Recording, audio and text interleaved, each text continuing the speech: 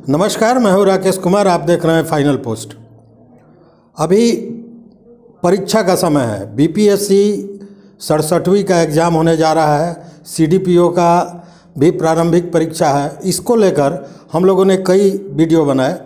ऐसे तो बहुत से कोचिंग इंस्टीट्यूट हैं या इस तरह की संस्थाएं हैं जो बताती हैं, लेकिन सबसे ज़्यादा अहम वो होता है उन लोगों से जानकारी लेना जो इस परीक्षा को क्रैक कर कर उस पद पर पहुंचे हैं। तो आज उसी तरह हमारे साथ हैं आशीष नंदन जी, जो पूर्वी चंपारण के बंजरिया में बाल विकास परियोजना पदाधिकारी हैं और 2019 में इन्होंने कम्पीट किया, जो बीपीएससी ने 17 में फॉर्म दिया था। तो हम उन्हीं से जानते हैं कि किस तरह इस परीक्षा को क्रैक करना है और किस तरह आप अपने सपने को साकार करेंगे। तो सबसे पहले तो आपका स्वागत है सर। धन्यवाद। मैं सभी विद्यार्थी एवं श्रोतागण जो इस महत्वपूर्ण कड़ी को देख रहे हैं उनका भी स्वागत करता हूं और मैं कोशिश करूंगा कि ईमानदारी पूर्वक जितने भी तथ्य हैं इस और जो मिथ्य भी हैं दोनों को उजागर करते हुए ये बीपीएससी 67th भी एग्ज़ाम आ रहे हैं, बीपीएससी सीडीपीओ का प्रीलिम्स आ रहे हैं, उनके लिए आप लोगों को हर संभव गाइड करने की कोशिश करूँगा। आपने बड़ी अच्छी बात कही, तथ्य और मिथ्य। तो कई तरह की भ्रामक बातें भी आती हैं, लेकिन हम लोग आते हैं इस बात पर कि ये जो प्रारंभिक परीक्षा है इसके लिए किस तरह से तैयारी होनी चाहिए और किन किन पुस्तकों का लाभ पढ़ने से इसमें होना है। पहले तो आप अपनी बात बताएं कि आपने किस तरह की तैयारी की थी। जी, मैंने जो प्रिपरेशन स्टार्ट की ग्रेजुएशन के बाद मैंने दिल्ली से रह के प्रिपरेशन किया। 2016 के जून से मैंने प्रिपरेशन किया। तो सबसे पहले थॉरो होना पड़ता है खुद को सिलेबस से, जो कि आयोग की सिलेबस है उसे याद होनी चाहिए स्टूडेंट को जो उस परीक्षा को फेस करने वाले हैं। और सिलेबस ही बहुत सबसे प्रारंभिक गाइड होता है।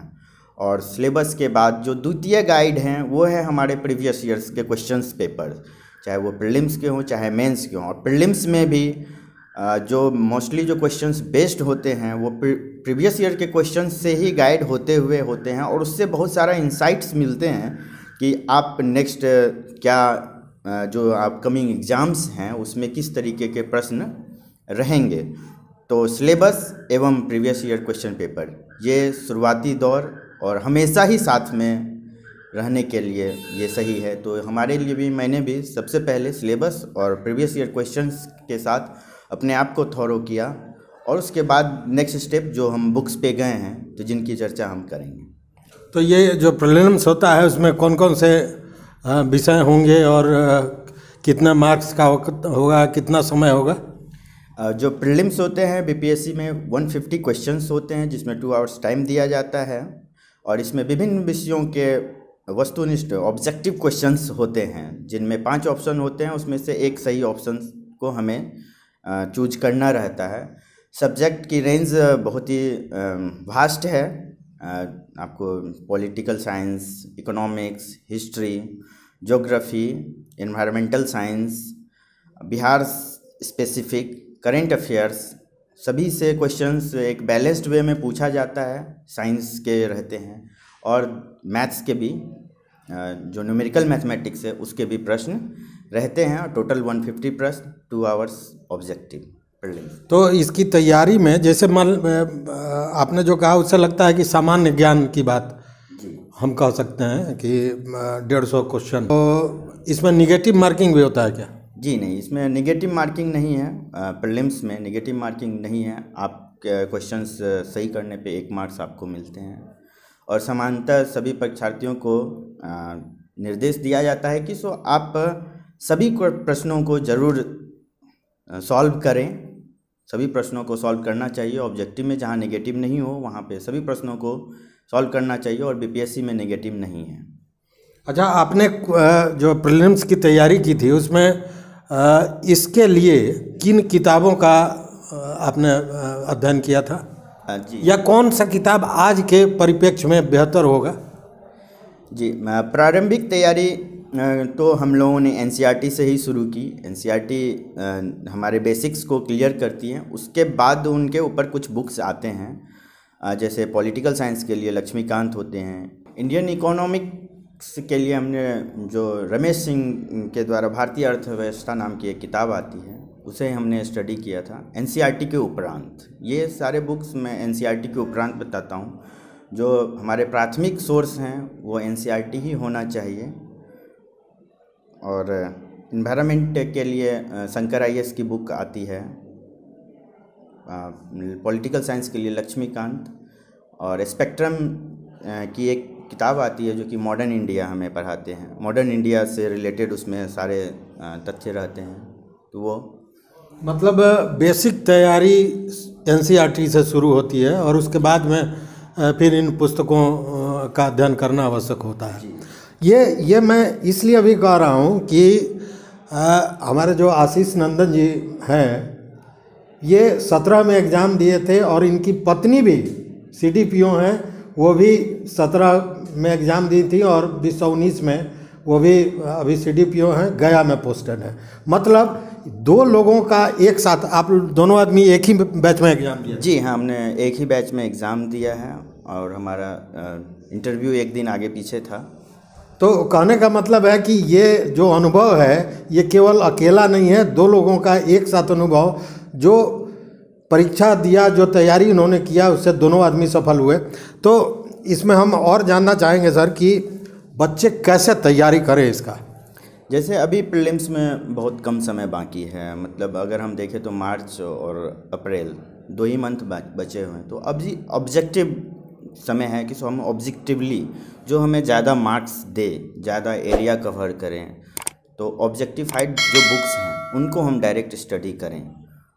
तो उसके लिए बहुत सारे कोचिंग्स के मटेरियल्स हैं, उनको हम सॉल्व करें। और जो previous year question paper solve करने के बाद जो अभी क्वेश्चन पेपर जो डिफरेंट मॉक टेस्ट जो हैं, मॉक टेस्ट को हम ज़्यादा से ज़्यादा मॉक टेस्ट सॉल्व करें और उससे हम कोशिश करें कि अपने मार्क्स को इम्प्रूव करें और उसी परफॉर्मेंस को हम जो बीपीएससी के जो डिफरेंट दोनों एग्ज़ाम हैं उसमें कंटिन्यू रखें। तो अभी समय ऑब्जेक्टिव्स के लिए है, अभी ऑब्जेक्टिव सॉल्व करने का समय है। डिफरेंट मॉक्स पेपर के थ्रू प्रैक्टिस करना चाहिए। मतलब मॉक टेस्ट बहुत आवश्यक है इसके लिए, बहुत ही ज़्यादा आवश्यक है। और आप कोशिश कीजिए कि मॉक टेस्ट ज़्यादा से ज़्यादा आप एग्ज़ाम के इन्वायरमेंट में ही दें। जो बच्चे कुछ गलती करते हैं कि हम ले आते हैं घर पे सॉल्व करते हैं, मतलब हाँ 10 क्वेश्चन अभी सॉल्व कर लिए, 20 क्वेश्चन नहीं। आपको 2 आवर्स की एक सिटिंग में मॉक टेस्ट को एग्ज़ाम के अनुरूप ही बैठ के और उसी टेम्परामेंट के साथ सॉल्व करना है। और मॉक टेस्ट देने के बाद उसको मार्क्स देख के हटाना नहीं है, हमारे कितने क्वेश्चन सही हुए हैं और कितने गलत हुए हैं इसकी एनालिसिस बहुत ज़्यादा ज़रूरी है। किन टॉपिक से हम बार बार गलती कर रहे हैं, उन टॉपिक्स को हम वापस से जो बेसिक बुक हैं उसमें जाके खोजें कि क्यों हमसे ये मिस्टेक्स हो रही हैं। अगर सेम टॉपिक बार बार गलत हो रही है तो उनको बेसिक बुक से थॉरो स्टडी कर ली जाए, और अगर माइनर मिस्टेक हो रही है तो उसको करेक्ट किया जाए, ताकि हम जो मेन एग्ज़ाम है बीपीएससी का वहाँ वो मिस्टेक हमारे रिपीट ना हो और हमारे लिए वो नुकसान ना बने। इसमें सबसे ज़्यादा किस विषय से प्रश्न पूछा जाता है? सबसे ज़्यादा बीपीएससी में ट्रेंड के अकॉर्डिंग हिस्ट्री जो है बहुत ही इम्पोर्टेंट सब्जेक्ट माना जाता है। Objective questions, modern history, ancient history, Bihar से रिलेटेड हिस्ट्री और मध्यकालीन भारत का भी अच्छा वेटेज रहता है। तो सबसे पहले फोकस करने के लिए आप हिस्ट्री सब्जेक्ट पे फोकस करें। फिर साइंस का जिस तरीके से इनोवेशंस हो रहे हैं उसी तरीके से साइंस के क्वेश्चंस भी बढ़ते जा रहे हैं, संख्या भी बढ़ रही है और स्टैंडर्ड भी बढ़ते जा रहा है, तो साइंस पे फोकस करें। बिहार पॉलिटी से भी रहता होगा? पॉलिटिकल साइंस का वेटेज जो स्टेट आयोग हैं उसमें थोड़ा कम रहता है। तो पॉलिटिकल साइंस का और इकोनॉमिक्स का ये फ्लक्चुएटिंग रहते हैं आपस में। हिस्ट्री साइंस के बाद जो भी आते हैं नंबर में तो वो करंट अफेयर रहते हैं और स्टेट स्पेसिफिक। बिहार स्पेसिफिक जो किताब हैं इंग्लिश मीडियम में, क्राउन पब्लिकेशन की एक बिहार करके किताब आती है, वो किताब बहुत ही ऑब्जेक्टिव है, बहुत अच्छे डिजाइंड हैं। तो आप बिहार स्पेसिफिक आप जो भी बुक फॉलो करते हैं उनको थॉरो कीजिए, क्योंकि बिहार स्पेसिफिक क्वेश्चंस अच्छे संख्या में रहते हैं, बिहार की हिस्ट्री से रिलेटेड, बिहार की ज्योग्राफी से रिलेटेड, बिहार के इकोनॉमिक इन्वायरमेंट से रिलेटेड और बिहार की करंट अफेयर से भी रिलेटेड क्वेश्चंस रहते हैं। हिस्ट्री में मॉडर्न इंडिया कहें या राष्ट्रीय आंदोलन जो आज़ादी की आंदोलन था, उससे ज़्यादा क्वेश्चन होते हैं क्या? हिस्ट्री में मॉडर्न इंडिया का बहुत अच्छा पोर्शन रहता है, मॉडर्न इंडिया से अधिकतर क्वेश्चंस रहते हैं। बिहार बीपीएससी में मॉडर्न इंडिया का वेटेज ज़्यादा है। अभी जो जितने एग्ज़ाम हुए हैं उनके ट्रेंड में देखते हुए मॉडर्न इंडिया से क्वेश्चंस अच्छे भी रहते हैं और ज़्यादा संख्या में भी रहते हैं हिस्ट्री के पोर्शन में। अभी आपने करंट अफेयर्स की बात की। करंट अफेयर्स तो प्रतिदिन होने वाला चीज़ है, इसके लिए, इसकी तैयारी के लिए सबसे बेहतरीन तरीका क्या होगा? करंट अफेयर्स हम लोग 8 से 10 महीने पीछे का से स्टार्ट करते हैं, क्योंकि हमें 8 से 10 महीने एग्ज़ाम से 8 से 10 महीने पहले तक के करंट अफेयर्स को हमें पढ़ना है और वो ऑब्जेक्टिवली आते हैं। तो करंट अफेयर्स के लिए मैंने जो स्ट्रेटजी अपनाई वो ये थी कि 2 मैगज़ीन मैं फॉलो करता था। एक मैगज़ीन सब्जेक्टिव पोर्शन में रहते थे और एक मैगज़ीन प्योर ऑब्जेक्टिव पोर्शन में रहते थे, जो कि नॉर्मली एग्ज़ाम आने के समय में आते हैं मार्केट में, वो आपको रिवीजन कराने में क्विक रिवीजन करा देते हैं। और जो मंथली मैगज़ीन रहते हैं, जो सब्जेक्टिव फॉर्मेट में रहते हैं, वो आपको इन रेगुलर पढ़ते जाना है। जब एग्ज़ाम नज़दीक आ जाए तो एक मैगज़ीन जो कि उस एग्ज़ाम स्पेसिफिक ऑब्जेक्टिवली निकली है, उससे आप रिवीजन करके चले जाएं तो करंट अफेयर्स के क्वेश्चंस अच्छे संख्या में सही होने की संभावना बढ़ जाती है। करंट अफेयर्स में मैगज़ीन, या फिर आपने कहा कि परीक्षा के समय कुछ ऑब्जेक्टिव टाइप के क्वेश्चन को लेकर मैगज़ीन्स आते हैं जो पढ़ना आवश्यक है, लेकिन ये कौन से मैगज़ीन है?